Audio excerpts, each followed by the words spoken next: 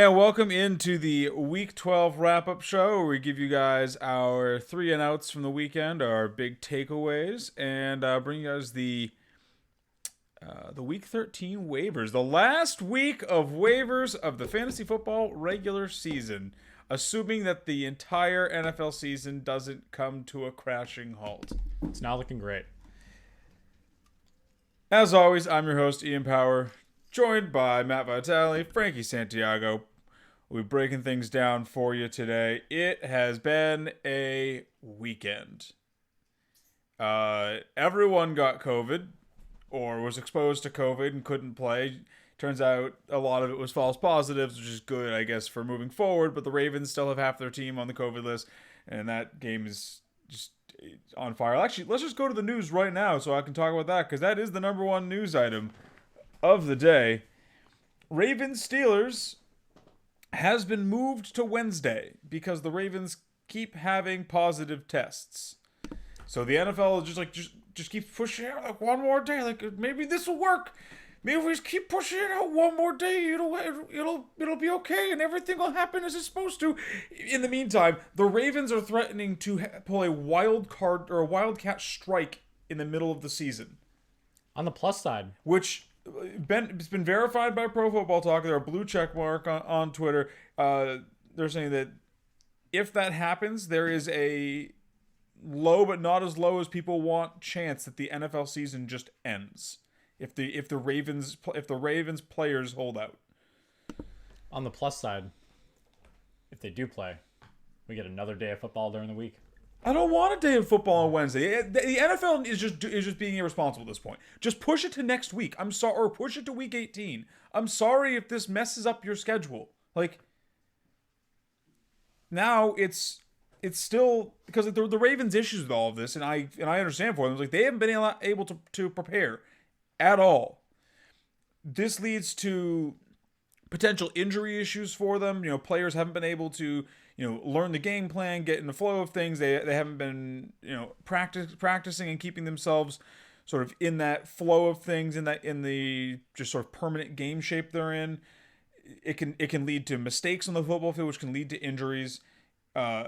It's unfair to the Steelers because the Steelers just keep getting the shaft on this. They should either just make the Ravens forfeit or shove this game out to week 18. Yeah, I mean, I'm surprised. I know that they love their media week leading up to the big game, but just axe that and make people have to play. Make the playoffs just 4 weeks straight. I mean, we hate that week anyways. I know it's a good chance for players to get healthy, so you have the best team possible going into the Super Bowl, but that's just what happens. There's teams that go into the Super Bowl less than 100%. And that's kind of part of the glory and the majesty of the game is who can survive to the big game and actually win it against the elite talent you're supposed to be playing on the other side of the field. So push this out, make a week 18. So that way, if you have another one of these situations, you can just flex that game. Like, all right, you guys are playing week 18. Sorry. It sucks for fantasy. It sucks for, if that's your home team, you want to watch them that week. But safety of players, not spreading this around further with having them think about it. You're getting the Ravens. Granted, it's not a far travel, but you're bringing that whole COVID. They haven't even left Baltimore yet. Yeah, like you said, you're risking so much. Just flex it out. It sucks if you were really relying on somebody on that team, but if you were on the Ravens side, you saw this coming with how all their players were catching it. If you're on the Steelers side of it, hopefully your manager has been kind of dealing with this in season and making you allowances for flex players if the game's canceled. Like, this is something you should be prepared for by now. We're in the latter stages of the season, so I think the biggest thing this sucks for fantasy players is that because the game is now Wednesday, that means that waivers aren't going through until Friday. So if you were counting on any waiver ads to be splashed into your lineup for the Thursday game this week, no chance of that happening. Unless your league does 1 day waivers, in which case I think they would clear on Thursday. But if you're a 2 day waiver league, which most leagues are, Friday is now waiver day. You're putting in, actually Saturday would be waiver day because you're putting in your if the games end Wednesday, you're putting in your claims Thursday, and then the claims are going. Actually, the claims are still going through on Friday. Yeah, so it's a messy situation all around. And like I said, the catastrophic part of this could be if the Ravens hold out, this could literally break the season. So, which I wouldn't even fault them if they held out, just because the NFL is just not handling this correctly. Moving on to the second biggest news of the day, Will Fuller announced on Instagram this afternoon that he has been suspended for 6 games for using PEDs. So, Will Fuller's season is over. Fire up your Brandon Cooks if you got him. Hopefully, you still have Brandon Cooks. He's been doing pretty well lately. And hopefully, you are able to get your hands on Kiki Kuti because he suddenly vaults into relevance, as we'll go over in the waiver portion of the show a little bit later on. Sucks for Fuller, though. I imagine he's played his last snap as a Texan. I mean, he's going into a contract year anyway. Now it turns out that now there's a shadow cast over everything he's done this season, because he was having a great season, he was staying healthy, but now whatever team is potentially signing him is like, was he actually doing that, or was that just the drugs? I was gonna say it wouldn't make sense that he was able to finally play up to this point a full season. Yeah, and he was playing amazing too. Like he was doing very well. He was showing that he should have been considered a wide receiver 1. He was going after that big contract. It's probably not there for him anymore. Yeah. I wouldn't be surprised if he has to sign a prove it deal now, or like a 2-year short money deal. It sucks for him. Obviously, it's a big bump up for Brandon Cooks, and like I said, it's probably going to be a bump up for Kiki Kuti because the Texans did release Kenny Stills. So unless they just go back out and re-sign Kenny Stills because he did make it through waivers, so I guess that's an option, but. Yeah, it's gonna be interesting to see how this affects the rest of the options on that Houston team. Josh Jacobs had a minor ankle sprain over the weekend. Test came back negative. It's just an ankle sprain, nothing, no structural damage or anything. So he's expected to be available this week. Jonathan Taylor, who missed this past week due to a close contact COVID call, it was confirmed to be close contact. His tests are negative, so he is available again this week. DJ Moore also had an ankle over the weekend. It sounds like he would be missing a week, but it's his bye anyway. So the Carolina Panthers have said that they expect him to be fine to play post bye. Daniel Jones had a hamstring that looked pretty nasty, but Giants coaching staff is optimistic that he's going to be able to make it back out there this week. I wouldn't be shocked if he misses this week, but he's considered day-to-day at the moment. And then Philip Lindsay is also considered day-to-day with a knee injury that he suffered, similar to Daniel Jones. Broncos coaching staff is optimistic that he'll be able to make it out there this weekend, which will be nice for the Broncos to when they finally are able to have Philip Lindsay playing running back and not quarterback. He did take some snaps at quarterback over the weekend. Yeah, I watched that game. It was pretty disgusting. And then finally, Bruce Arians came out and said that he needs to get Ronald Jones more carries. He needs to get Ronald Jones 20 carries a game. So chalk this up in the I don't believe you category, because he has said this before. Coach, put your money where your mouth is. Let's see you actually give Ronald Jones the carries. And then maybe we can talk about bumping Ronald Jones back up into the upper tier of running backs. That is all I had for news at the moment. Obviously, with the Ravens-Steelers game, there is overflow news from that as far as other games getting pushed out for next week. I know they've already pushed Steelers-Washington to Monday and Ravens-Cowboys to Tuesday. So something to keep an eye on, especially if the Steelers-Ravens game gets pushed further than Wednesday. Assuming the NFL keeps doing this nonsense they're doing, it could keep pushing those games further out. So keep an eye on all of the delays and postponements that are happening in conjunction with that. But any news that you guys want to bring up that I missed? No, I think the most important thing is that Steelers-Ravens game. Everything else, we've pretty much seen all season, whether it be COVID or injuries. No one else really too notable, I would say. Yeah, nothing on my end. Okay. Well, let's get into the 3 and out then.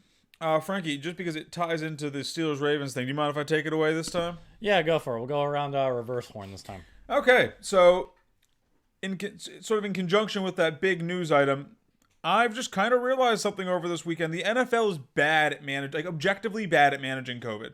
It took you They refused to have everyone play in a bubble because they wanted to have everyone have their nice own little stadiums to be able to play in, and we are seeing the negative effects of it now. Thanksgiving, the health experts are saying it was potentially a super spreader event. Turned out to be that for the NFL. Everyone got either exposed to it or actually got it. It seems like we were missing a handful of players. The Ravens are missing half their team. The Broncos had to play without a quarterback. And honestly, that's one of the biggest issues that I take with all this is that the NFL, not only are they not putting policies in place that protect their players and allow them to actually have their season, but they're not fairly ruling on who gets postponed and who doesn't. The Ravens Steelers game gets pushed out from Thursday to now this Wednesday, almost a full week. And they keep giving them more time to get their players healthy because that's a divisional rivalry, big money game. But Broncos Saints just has to go, even though the Saints have 3 close contacts at quarterback. Guys, that they all got cleared today. If they pushed that game one day, the Broncos could have had a quarterback. But they refused to. They denied the Broncos actually requested to have that postponed, and they denied the Broncos because they do not care about the players or the product on the field. They just want the sweet ad rev. And it's appalling. I mean, the season is coming apart at the seams the 49ers don't have a stadium to play in. They just had to they finalized a deal today with the Cardinals that's going to allow them to play their home games for the next 2 weeks at the Cardinals Stadium. So the 49ers, who are a San Francisco-based team, are going to be playing like 500 or 600 miles south, whatever it is, in Phoenix. Because because they can't play in their stadium because of local ordinances. This is just so dumb. And when I was typing this up as of 4:02, the game hadn't been postponed yet, but it was moving towards that. So it's as of 4:02, the Steelers game was not postponed. Now it is, but the NFL just keeps doing this death by 1,000 cuts thing where they keep just barely shoving it out a little bit more and just hoping it works. And as I said in the news, we're seeing the ultimate repercussions of this in the fact that there's a full team of players that are threatening now to hold out because of the NFL's mismanagement of this. Something that they would deem an illegal holdout, and it could literally tear the season apart and basically start the contract negotiations early because the NFLPA would have to back them, and it's a can of worms they could have avoided if they just took a harsher stance and protected this like the NBA did right off the bat. They saw the bubble worked and they refused to do it, and now it's just all culminating. I hope this is the worst it gets because I have no faith in the NFL's ability to handle a bigger outbreak than what we're currently seeing. Yeah, the only thing I will say to the bubble thing is I don't think there's a way to do it. Obviously the Olympics have a shit ton of athletes and they kind of had set up that situation for them, but that's a whole kind of countrywide thing. There's a lot there's only one stadium if you're going to do a bubble thing, or if maybe there's multiple stadiums, but I think that just because of the amount of personnel and the amount of players, NBA is on a much smaller scale, so I think that's why they were able to do it. But I think it was either we do it and we try and do the best we can with it, or we just do whatever mess is happening now, because I don't know. I agree. I don't like the way that they're handling it, but I don't think a bubble was possible. But it absolutely would be possible. It worked for the NHL and the NBA. Sure, the NBA has smaller teams. The NHL has rosters closer to what the NFL has, and they were able to do it. They should and the NFL has more money than God. They should have just sacrificed some of their precious profit to give us a better season. I think when I look at this one, I do say the NBA had it probably the best, where they have smaller teams, smaller courts. They were about to go into playoffs, so they could just axe a bunch of teams who are you're not making it anyways, stay home, be safe. Yeah. The NFL should have looked at baseball, who had to start their season in bubbles. They just said, all right, you're West Coast, you're playing West Coast. You're East Coast, you're playing East Coast.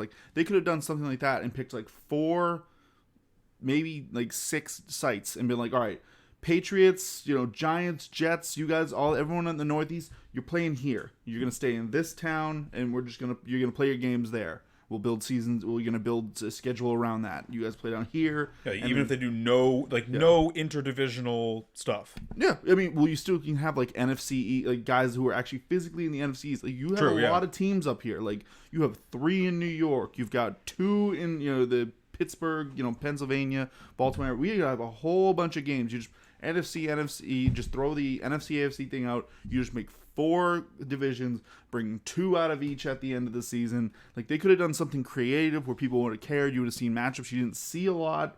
Like it could have been done so well, but they wanted to keep to tradition. They wanted to be like, oh no, we want them to play in their stadiums. We want to keep to our divisions that don't make that much sense.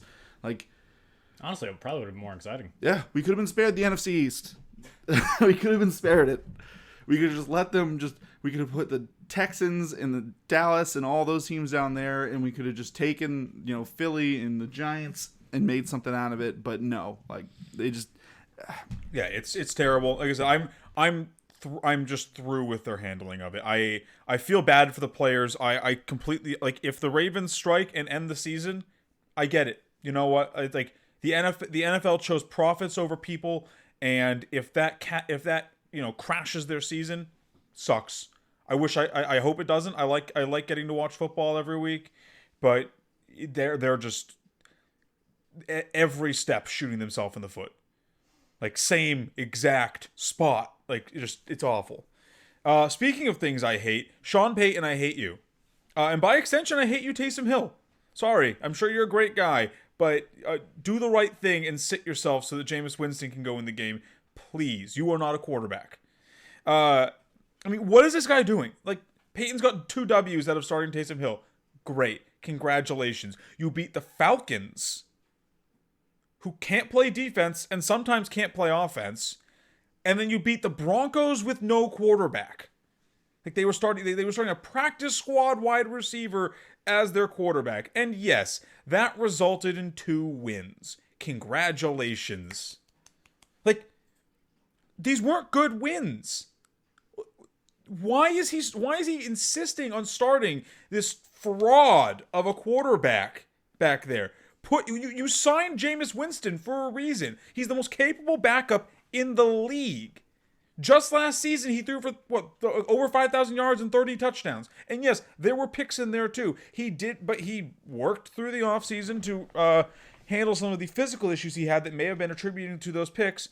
And he's still just a better pure thrower on the team. Like, I expected this one to be a little bit more of a come down to earth for Taysom Hill, and it was. Taysom Hill was terrible today. 78 yards. Yesterday. 78 yards, no 9 for 16 and 78 yards. But apparently that's exactly what Sean Payton wants. And you know what the worst thing about this is? Like, outside of just the fact that it's not fun football to watch, and he's taking time away from Jameis Winston, who could be showing the NFL what he has so that he can go out and get an actual job in the future. He's also killing the fantasy value of the players in the Saints. I mean, Kamara has had 3 targets since this guy took over at quarterback. He's caught one of them for -2 yards. Like, what are you doing? You've one of the most explosive offensive weapons in the league, and you're phasing him out like he's a second-rate nobody in exchange for Latavius Murray, because you have to run a power running system with Taysom Hill because he sucks that much that you need the big body in there to give him an extra blocker, basically. Like, it's abysmal, and Taysom Hill himself is taking carries away from Kamara too. I mean, he's averaging 10 carries a game. Why? Just run it with Kamara or throw it to he is your bar none your best offensive weapon. He'd be like the Falcons just not using a healthy Julio. Or like the Chargers not using Austin Eckler, who got 16 targets this weekend. First game back. Like, you use your good players. It's also it's hurting it's hurting Thomas too. Like, Thomas had a fine game. It wasn't great, but it was fine. Got over 100 yards against the Falcons. But that was a game where there was no defense played, and he could still only get 233 yards. In a game against an actual defense, Thomas came right back to earth. He was leading the team, but with 6 targets, 4 catches, and like 50 yards. It's not fun to watch. It's not fun for fantasy. And if he wasn't playing back-to-back garbage teams, it wouldn't be working for the Saints as far as getting wins either. Stop it. Breeze, please come back soon. Yeah, I mean, like, I try not to lean into this as a Kamara owner myself and be like, oh, it's just garbage, and like try to look at, is there some objective value to it? And when I look at it, it's like, no, because the idea here is you should be using your backup to try and set up a system that can win in the playoffs, because that's where they're going. Taysom Hill's not a recipe for victory there. I could not believe when James came out to replace Breeze and played well, like utilizing his weapon, pushing it down the field, showing that he could do it. And then Taysom Hill's the guy. I'm like, all right, fine. Maybe there's something in camp. They need to work it out. He needs time. And then they get the start, and they never swap off Taysom Hill. They just it's like he feels like the coach's son. Like, that's what it feels like. It feels like Taysom Hill's the coach's son. Yeah, when you're in like Little League baseball, and you know the coach's son wants to be the pitcher, even though you might have a better pitcher on the team. It's like, well, you know, little Max over there, he's gonna be the pitcher because I know he's the best. I mean, he's one of the only players that's playing 3 positions actively. Like, he is their tight end, their quarterback, and I guess the running back too. Like you have, like, even if I want to say that all that work should be going back to Kamara, it's like, still, you have 2 really good running backs. Like, Latavius Murray is a good power back. Sure. Kamara is a dual threat. Thomas is an amazing wide receiver. You have Jared Cook. You have Emmanuel Sanders. You have all these weapons. But apparently the offense has to run through one person, Taysom Hill. Like, it doesn't make any sense to me, and it's driving me crazy. And then my last one, and this one, it brings me a little bit of sadistically, but Father Time cometh. Tom Brady is washed. He is stat padding out there, and that is it, because what he's doing is not working for actual NFL purposes. He might as well be Kirk Cousins or Jameis Winston at this point in his career. I mean, like, he's still posting numbers. Great. He's throwing the ball almost 40 times a game. I hope he would be still posting numbers with the weapons that he has out there. Like, that should just be a given. But like, it's not amounting to wins for the Bucs. They're 7-5. Big reason for that is Brady's 11 picks. He's on pace for 16 this season. That's not good enough to win games, especially with the quality of the competition that some of the teams in the NFC and the AFC are bringing this year. Like, Brady's gonna be lucky if he makes it out of the wild card round with numbers like that. I don't love what I'm seeing over there. I think there's just dysfunction. I think Brady looks old, and I don't think Bruce Arians understands how to use Brady. I think the combination of that is just amounting to fantasy success, but not actual NFL success. I mean, per NFL research, Brady's dead last among 31 QBs since week 5 in passer rating on deep throws. And he's been making a lot of deep throws. Like, Arians talked about it in his presser this week. They need to get back to running the football. They need to start just pounding the rock with Leonard Fournette and Ronald Jones. And they need to just have Brady become more of a game manager, throw some short passes, take the deep ball out of his repertoire, maybe give him 1 or 2 a game. But take it out of his repertoire and control the flow of the game. Because right now, Brady's throwing away. Like, they barely lost to the Chiefs, and Brady threw 2 picks. Imagine if he didn't throw those 2 picks. They probably win. Brady's literally throwing away wins right now, and Arians is just like, well, I guess that's all you can do. Yeah, like, you figure with Brady, like, I don't know if it's an Arians problem, a Brady problem, I don't know whose problem it is, but like, you have a recipe for success. You can just look at what he's done with Belichick, the fast, like, Brady's deep ball, it works. He's had a great success with it over his career, but he does it in small, like, when it's necessary to use that deep ball, or when the other team's just not expecting it. That's the whole, like, that's how his deep ball works. He's not coming out there like Stafford and whipping it down the field all game. He comes out, half a second in his hand, and it's out. Like, well, he also typically doesn't throw this much. Also, per NFL research, he's throwing at the second highest clip in his career, just behind 2002 when he was throwing for 39.8 passes a game. Now he's at 39.5. Yeah, so it's like he's throwing the ball way too much. Yeah, and like I said, as you said, he's old. He is old, and now you're putting extra pressure on this arm. Like, this is not a recipe for success for him. Yeah. And I think this right here is a great little like example that coaches should be looking at. That the quality of your quarterback only matters if you have a coach that can use them correctly. So it's like it's one of those things where it's like, yes, you can have a really expensive car, but if you don't have the correct driver behind the wheel, it doesn't matter how fast that car can go. It's just going to go into a wall. Yeah.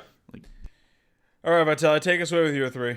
all right. Mine are a little bit quicker, quick hits from the weekend. I think the biggest one was that this was Bizarro World Week. Like, there was so many things that just were things you could count on. You know, Derek Carr being a disappointment, the Chiefs breaking fantasy. But the things that just didn't make sense when I was looking back through all the stat lines and just who were booms and who were busts this week.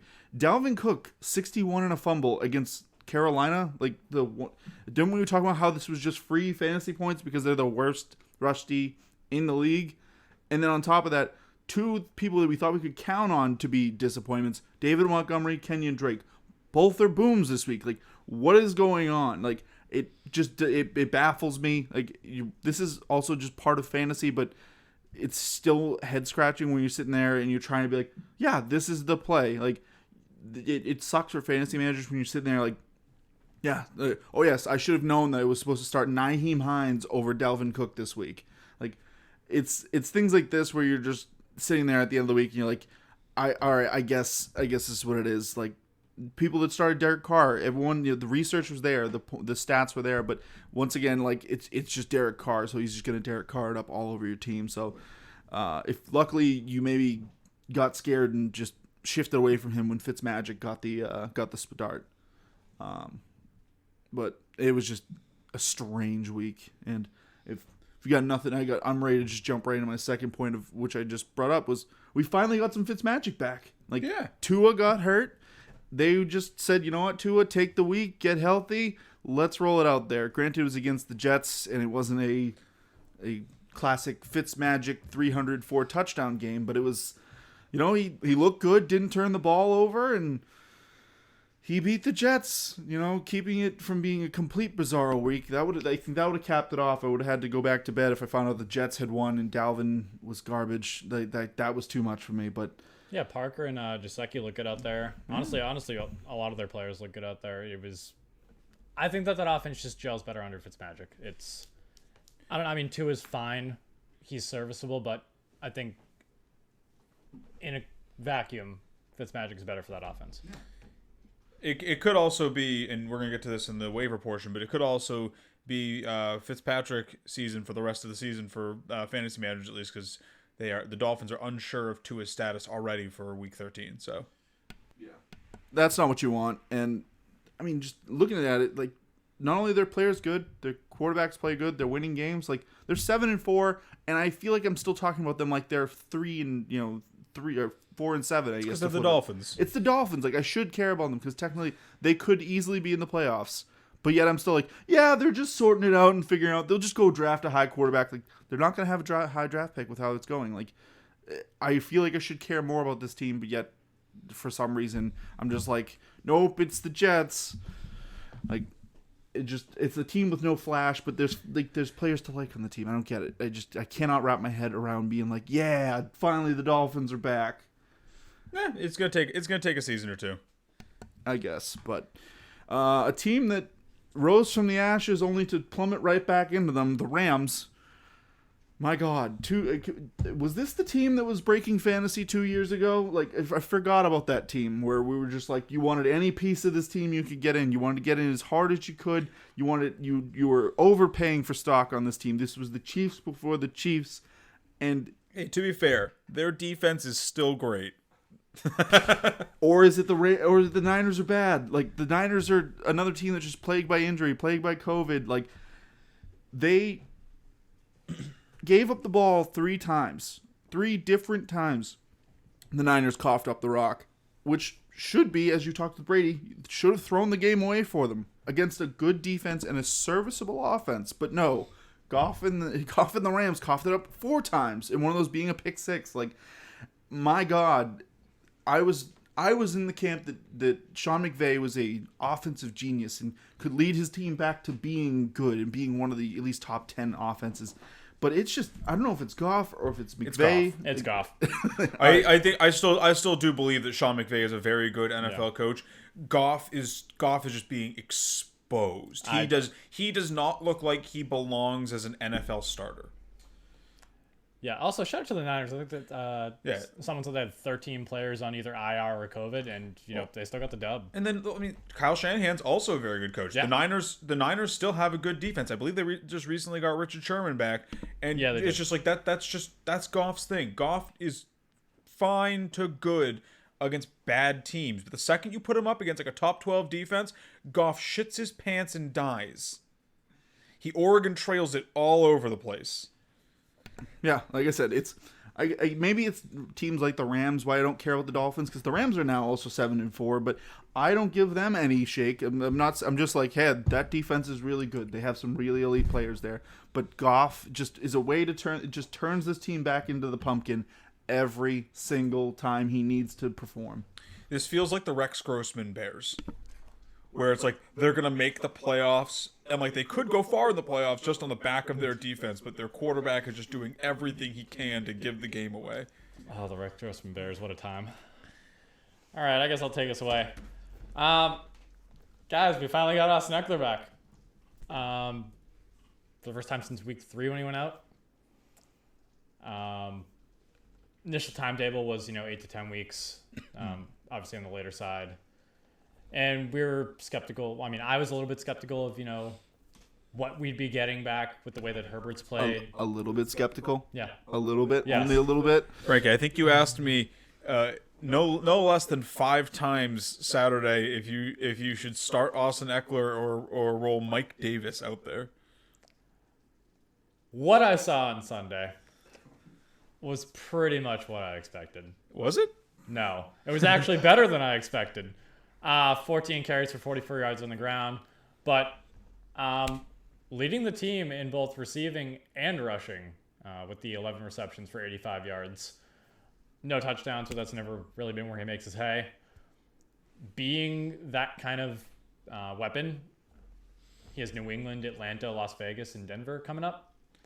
I think that this is where he's going to, really make his, if you traded low for him, basically, got 70 cents on the dollar. At any point during his injury, yeah. Yeah, then you're going to be really happy with what you're going to get here. I think especially with that playoff schedule, it's going to be definitely returning some dividends. Especially if you got him as an RB3, like some lucky people may have.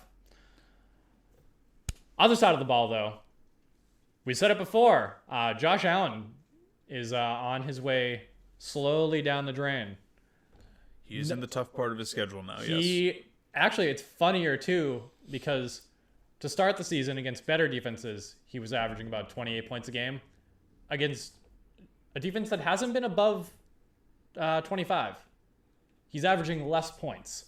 He's going into San Francisco, Pittsburgh, Denver, New England, all of which are pretty good defenses, especially, New England and Pittsburgh in there. I'm not so much worried about the numbers because he does have that rushing ability. I'm more worried about what I saw on the field against the Chargers. He's throwing up more ducks. He's looking less comfortable out there. And against these offenses that are going to be able to get to him a lot more and put him on his back, he threw up a couple of ducks on Sunday. The Chargers only got to him 3 times. Yeah. I'm definitely going to stream Pittsburgh and New England if I can, if there are better options out there. But I am not super comfortable with Josh Allen going ahead. He is definitely prone to duckies. Yeah, this is why I was just so adamant about him being a trade target or trade away target for your teams. If you're a team that doesn't let you trade past this point or maybe even up to the playoffs, get him off your team. Just unload him. Go send him to a team that's going into the playoffs. Put that bomb on their team so when you play them, there's like, Josh Allen, and just and now he puts a 5 up against you, and you get to coast by that team. And Josh Allen, like you guys guffawed at me when I mentioned it before, but this is why I said there's still an outside chance that the Patriots can win this division. I mean, the Dolphins and the Bills don't have the easiest schedule down the stretch, and with the Patriots beating the Cardinals over the weekend, they're only 2 games behind the Dolphins and 3 behind the Bills, and we're watching Josh Allen turn back into a pumpkin in front of our eyes. And my last point. This one is very near and dear to me. Having touted A.J. Brown all offseason. So near and dear that you won't even trade me Derrick Henry for A.J. Brown. As a legitimate wide receiver talent and not just a deep ball threat who is efficient with his receptions. Just the deep ball, blah, blah, blah. Man, he is so good. First game to start the year, I mean, we saw 5 receptions, 39 OTDs, and a 2-week injury, and people were already counting him out. Since then, he's averaged about 20 fantasy points per game, has caught 35 receptions on 57 balls for 600 yards and 8 touchdowns. Who's a better receiver? Is it A.J. Brown or DK Metcalf? Because they feel like the same guy to me sometimes. They're both massive. 5 of these 8 games also have been against top 10 defenses. He's so good. And looking ahead at the only one there that's really sticking out to me is Green Bay, which has been becoming more prone to getting torched by the wide receiver. They're still a top 12 defense, but, I mean, Cleveland, Jacksonville, Detroit. We just saw Detroit get goose-egged 2 weeks ago. If you picked A.J. Brown up in the 4th or 5th round, I'm very happy with that investment, and I wish that I had more shares of him. You had the ability to. You just you chickened out in the draft, Frankie. Yeah, you had him. He was sitting there at the 4th, but you chickened out. Let him slip to me in the 5th. He is so consistent too. I mean, he's a player who it doesn't even feel like a stretch just project him for a touchdown every week. Because, like, I don't know if you guys watched his big touchdown play from this past week, but it's like, it should be illegal for a big man to move that quick. He gets the ball and just turns the booster jets on. He makes professional NFL cornerbacks on one of the league's best defenses look like children trying to catch, like toddlers trying to catch their older brother in a game of, like, football in the backyard on Thanksgiving. Like, he just runs away from them. Yeah, I mean, people were talking about how one of the big things is his size, that safeties that are trying to cover him over the top, they project their angles wrong because they're like, all right, he's big, I need to be here, and then by the time they're there, he's already in the end zone. Like, they're just, defenses don't know how to properly angle against this guy to tackle him, and he's just, like I said, I'll eat crow on this one. He's doing what I said he shouldn't be doing because they didn't have a quarterback they didn't want to throw. He was doing everything off of, like, these big plays, and big plays are usually not repeatable, but I guess when the defense does not know how to tackle you, you just get to run forever. Like, I'm happy to be wrong because I love seeing young talent come into the league. He is just a stud, and I hope he keeps playing. He's the perfect combination of size, speed, and talent. Yeah, to answer your rhetorical question to start this. It wasn't rhetorical. I'm actually curious who you think is better because I think it's A.J. Brown. I would say it's also A.J. Brown, but I don't think it matters because they're both going to be very exciting to watch. Oh yeah, no, they're both going to ball. But like A.J. Brown might be the best up and coming receiver. It will not shock me if in 2 years we're talking about A.J. Brown as the best receiver in the league. Just to put my 2 cents in, I think it's A.J. Brown right now because I think DK Metcalf clearly has the physicals. I think A.J. Brown is the better all-around receiver. So if DK Metcalf can develop those skills like people were worried about, I think DK will slip past him. But like I said, this is going to be, I think right now we're looking at our next Julio, Devontae Adams. Like, who are you taking in the first one? I don't know. He's got a better schedule, like stuff like that. Him, F1 and DK, all future first rounders. They're the new D-Hop, Julio, Devontae. Yeah, I can just see F1. He's going to be the new AJ Green. Oh, he's yeah, that guy who goes a little bit too late every year because of his crappy team, and people keep making hay off of him. Well, hopefully he's not the new AJ Green because AJ Green has trouble staying on the field. Hopefully not from that angle. Frankie, are you all set with your points? Yeah, that is pretty much all I had to say there. All right, well, that's going to be our 3 and out for the day. Let's jump over to the waiver section of this show. As I said, this will be the last waiver show for the regular season. We will keep doing waivers through the playoffs for you guys, but this is gonna be the last one for unless your league has a consolation bracket. Not all leagues do. This is gonna be the last one for about half of you. Although, hopefully, our advice has helped more than half of you get into the fantasy playoffs. But It has definitely helped me. statistically, we're probably looking at about half of you. And finally, we actually have a pair of quarterbacks this week: Ryan Fitzpatrick and Kirk Cousins.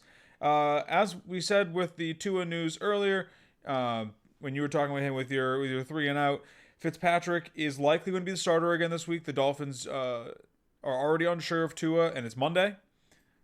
He did have a thumb. Thumbs are important to quarterbacks. He's still a rookie. I wouldn't be shocked if they just let him just kind of rest until he's either completely healthy, or they just kind of let Fitzpatrick run the season out. You know, they got to see a little snippet of Tua. Maybe they're happy with what they see, and they're like, yeah, you know what, Fitzpatrick, go get us a playoff berth.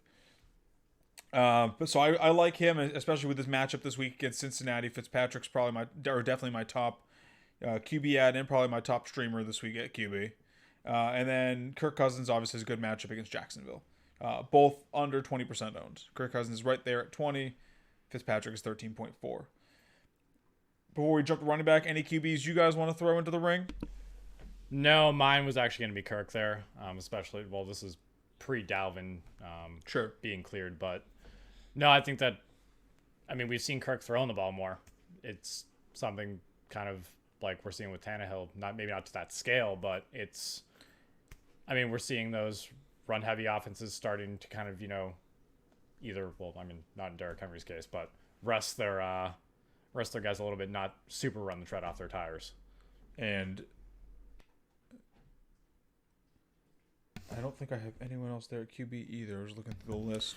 Yeah. So I will jump to running back here. Running back is a bit more full of a list. I'll start with the highest owned and then go down the list. So Latavius Murray at 46.6%. I talked about it in my 3 and out. I don't like the way it's going, but Latavius Murray's snap counts have been going up. His touches have been going up. He is the bell cow on the Saints for the foreseeable future until the Saints show us otherwise. I'm sorry if you're an Alvin Kamara manager. Hopefully you have Murray on your bench as well, so you can just toss him in there. But if he is sitting out there on your waiver wire, he needs to be added. Throw the kitchen sink at him. Like I say, he's going to be the bell cow on the Saints offense, it looks like, until they get Breeze back. After him, Brian Hill at 31.4%. Todd Gurley keeps missing time. Brian Hill's the guy behind him. He's not going to be great because that Falcons running game isn't great, but we saw Gurley have fantasy success at the beginning of the year. There's no reason Brian Hill can't at least do what Gurley was doing, which is like 40 and a touchdown every week. And then after that, you go to Cam Akers, who seems to be taking the job in LA slowly but surely. He's not a guaranteed start every week, but if you need a flex option or a running back because you got a running back injured or on COVID, Cam Akers is fine, I think. And then Devontae Booker at 5.3. We've talked about him before. That's just a volume play there. They cleared Josh Jacobs to play, so he's not going to be getting the bell cow work. But if Josh Jacobs is still a little banged up this week, you could see a couple of extra carries go Booker's way. Yeah, so I think he's a fine play. Yeah, with the way that could limit Jacobs, especially with that sprain, we could see more of a split rather than a. I don't think it's going to be a true split because they did say it's a pretty minor sprain. I think if it was going to be a true split, we would just see Jacobs sit out. But if because it is still something that could worsen over the week. Maybe Jacobs feels like he can play now, but as practices go on, maybe Jacobs decides he needs a week. If Jacobs is forced to miss any time with the ankle, Booker is a smash play. And even if he isn't, Booker is still a flex play every week. Yeah. Any other running backs you guys want to throw in? No, I think my biggest one there was Booker. Again. And Booker, like I said, is only 5.3%, so he's readily available. Yeah. I didn't really have any other ones other than those guys. Wide receivers, I'll do the same thing here. We got Jacoby Myers at 46.4%. Michael Pittman at 36.8%. And that actually may drop after this past week. Pittman had a bad game. People were probably running him out there because it was a good matchup. Good chance that that Pittman gets ejected onto the waiver wire after this week. If he is, I would go out and snag him. He's a talented rookie, and he seemed to be a part of the Colts offense. He's not T. Higgins or Justin Jefferson, so he's not the every week starter that those players are. But I think he's still a bye week fill in or a flex play most weeks if you need to throw him out there. Yeah, he's definitely more of a streaming flex option than anything else. I mean, he's not. He's not Justin Jefferson. He's not T. Higgins. But he is still a startable NFL wide receiver for fantasy teams, especially if you're hurting a wide receiver or if the week 13 buys or they got you in a bind.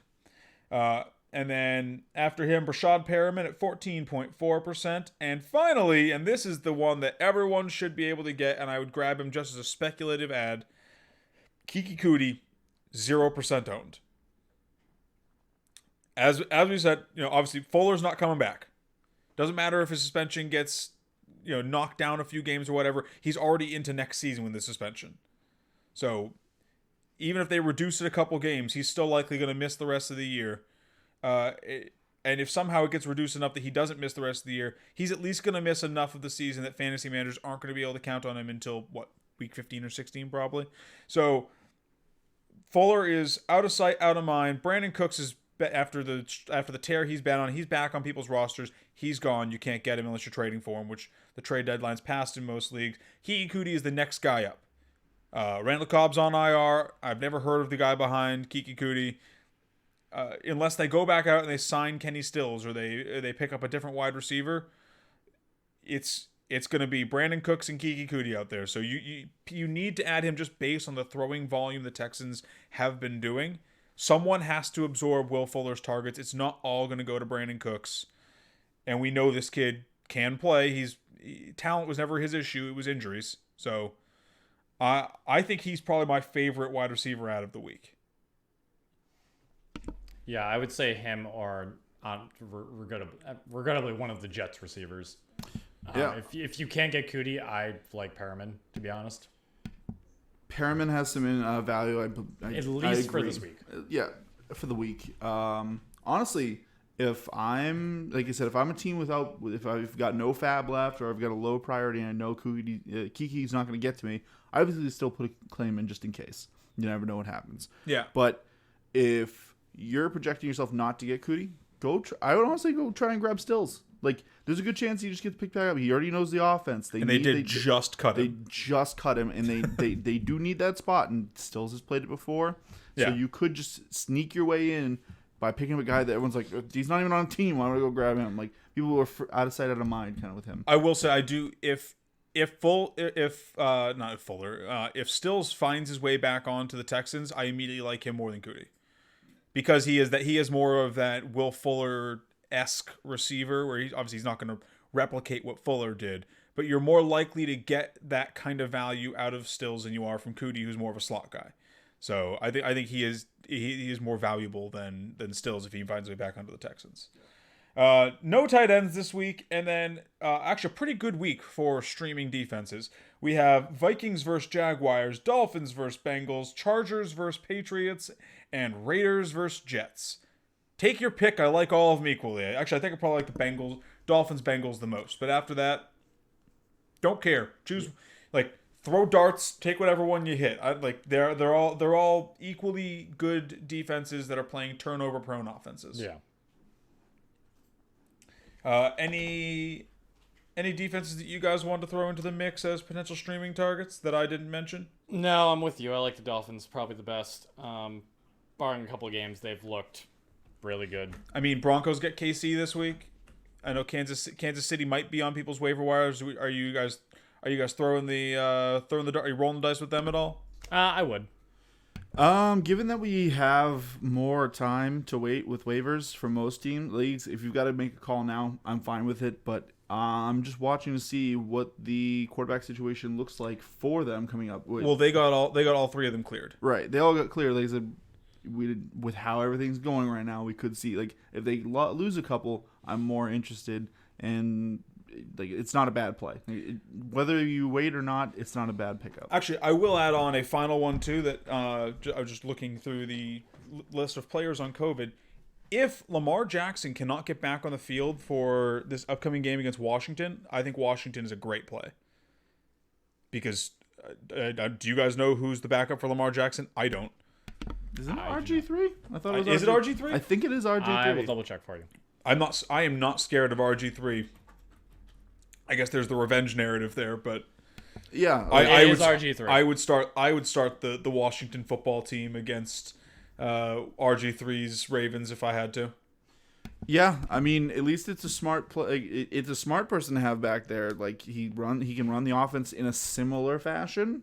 Like it's at least a scheme fit. But yeah, I'm fine going with Washington over that just because the sack potential there and maybe getting a couple fumbles and whatnot. And Yeah. we know RG3's made of glass. I have no idea who's behind RG3. It can't be much better. No, it cannot. All right, well, that'll do it for waivers for us this week. Join us later this week as we bring you the Week 13 countdown show at our normally scheduled time. We're breaking down that slate for you guys like usual, as well as bring you our starts and money picks. For anyone relying on the Steelers-Ravens game or the Eagles-Seahawks game tonight, I hope no one gets Monday nightmared, and hopefully the Steelers-Ravens game happens so that if you're relying on those players, you can have those points available to you. Third string backup is Trace McSorley. Never heard of him. Neither have I. All right, see you guys later this week.